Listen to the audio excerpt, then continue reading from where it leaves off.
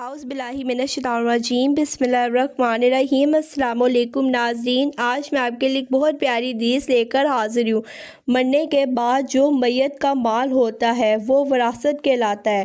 جو زندگی کے اندر ہی تقسیم کیا جائے تو وراثت نہیں کہلائے گا بلکہ تحفہ ہوگا، اور اس پر وراثت والے اصول نہیں لگائے جائیں گے۔ مثلاً لڑکی کو آدھا نہیں بلکہ پورا حصہ دیا جائے گا، اور ایسا کرنا ہو تو پھر ساری اولاد کے درمیان انتہائی انصاف سے کام لینا ہوگا۔ نبی اکرم صلی اللہ علیہ وآلہ وسلم کے پاس ایک دفعہ آپ کے ایک ساتھی آئے اور کہا کہ میں نے اپنے بیٹے کو ایک غلام تحفہ میں دیا ہے، آپ اس پر گواہ بن جائیں۔ نبی اکرم صلی اللہ علیہ وآلہ وسلم نے فرمایا، کیا تم نے اپنے سب بیٹوں کو تحفہ دیا ہے؟ انہوں نے کہا نہیں۔ تو آپ صلی اللہ علیہ وآلہ وسلم نے فرمایا، پھر اس سے بھی واپس لے لو۔